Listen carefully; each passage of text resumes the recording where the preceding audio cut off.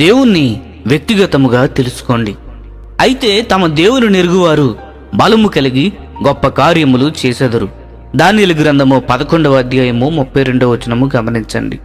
మనము ఇతరుల యొక్క అనుభవాల ద్వారా మాత్రమే దేవుణ్ణి తెలుసుకోవాలని ఆయన కోరుకోవడం లేదు.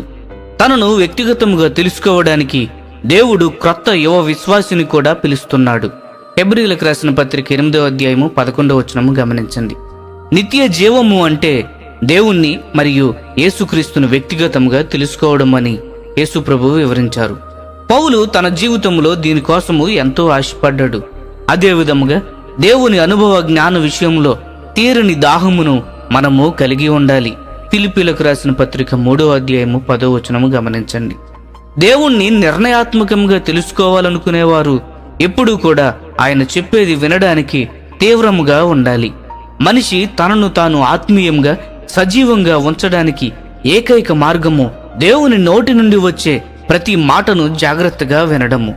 మన క్రైస్తవ జీవితంలో అతి ముఖ్యమైన విషయము ఆయన పాదాల వద్ద కూర్చొని ఆయన మాటలు వినడము అని యేసు ప్రభువు లోకస్వార్త 10వ అధ్యాయము 42వ వచనములో చెప్పారు. ప్రతిరోజు ఉదయాన్నే తండ్రి మాటలు వినాలి. ఉదయాన్నే కాదు, రోజంతా మనము అలానే చేస్తుంటే రాత్రి మనము నిద్రించేటప్పుడు కూడా మనము వినేటట్లు ఆయన చేస్తాడు. ఆయన మనలను ఈ బుద్ధిమంతులుగా చేస్తాడు. మనము మేల్కొన్నప్పుడు కూడా ప్రభువా సెలవిమ్ము, నీ దాసుడు ఆలకించుచున్నాడు అని 1 సమూయేలు 3వ అధ్యాయం 10వ వచనంలో సమూయేలు చెప్పినట్లు అడగవచ్చును. దేవుణ్ణి సన్నిహితంగా తెలుసుకోవడము ద్వారా మాత్రమే మనము అన్ని విషయంలోనూ విజయము సాధించగలము. ఎందుకంటే మనము ఎదుర్కొనే ప్రతి సమస్యకు దేవుని దగ్గర సమాధానము ఉంది. మనము ఆయన వైపు శ్రద్ధ వహిస్తే ఆయన ఖచ్చితంగా ఆ సమాధానము మనకు చెబుతాడు.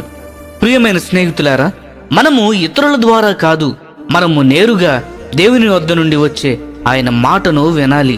ఆ మార్గములో నడవడానికి మనకు సహాయము చేయమని దేవుని ప్రార్థించదము. ఈ సందేశములు మీకు ఆశీర్వాదకరంగా ఉన్నట్లయితే లైక్ చేయండి, సబ్స్క్రైబ్ చేయండి, అనేకులకు షేర్ చేయండి. మీ విలువైన అభిప్రాయములను కామెంట్ రూపంలో మాతో పంచుకొనండి.